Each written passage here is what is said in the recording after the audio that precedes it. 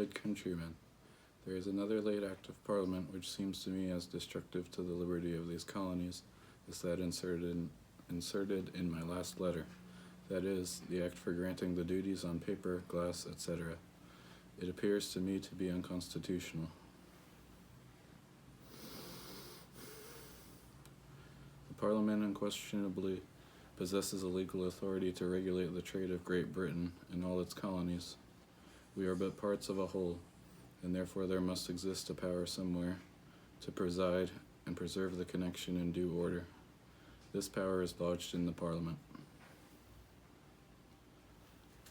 I have looked over every statute relating to these colonies, from their first settlement to this time, and I find every one of them founded on this principle, till the Stamp Act administration.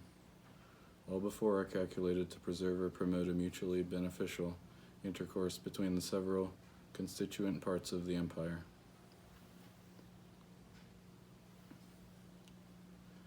Liberty's sacred cause ought to be espoused by every man on every occasion to the utmost of his power. Let not any honest man suppress his sentiments concerning freedom, however small their influence is likely to be. Perhaps he may touch some wheel that will have an effect greater than he expects.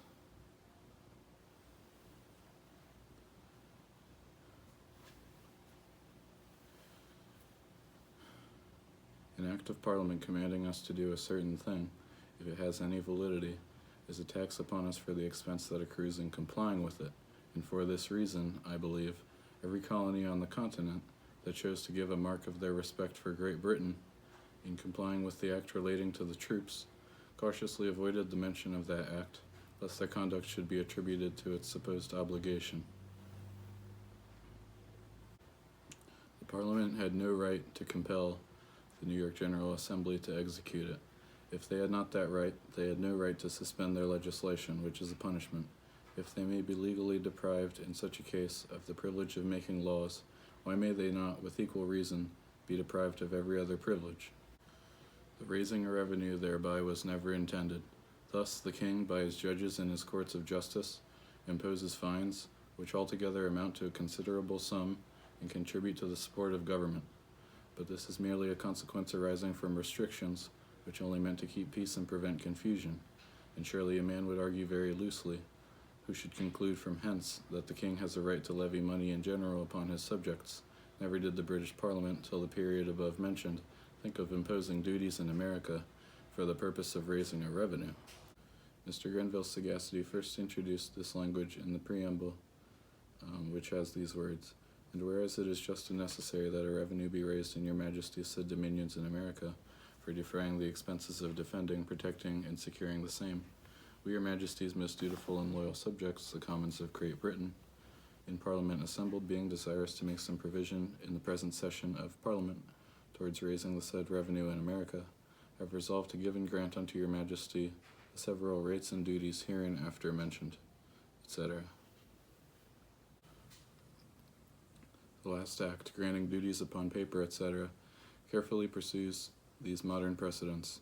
The preamble is, whereas it is expedient that a revenue should be raised in your Majesty's dominions in America, for making a more certain and adequate provision for the defraying the charge of the administration of justice and the support of civil government in such provinces where it shall be found necessary, and towards the further defraying the expenses of defending, protecting, and securing the said dominions, we, your Majesty's most dutiful and loyal subjects, the Commons of Great Britain, etc., give and grant, etc., as before.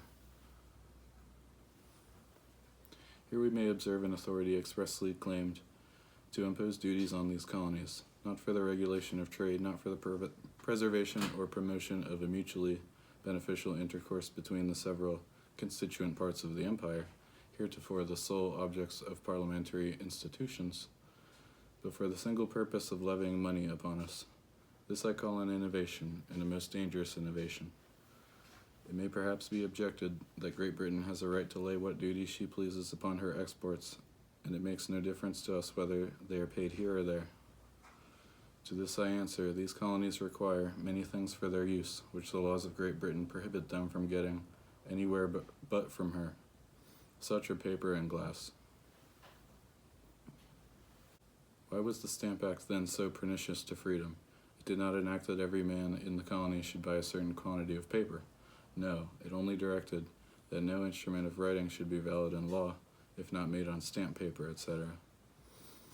The makers of that act knew full well that the confusions that would arise upon the disuse of writings would compel the colonies to use the stamp paper, and therefore to pay the taxes imposed. For this reason the Stamp Act was said to be a law that would execute itself.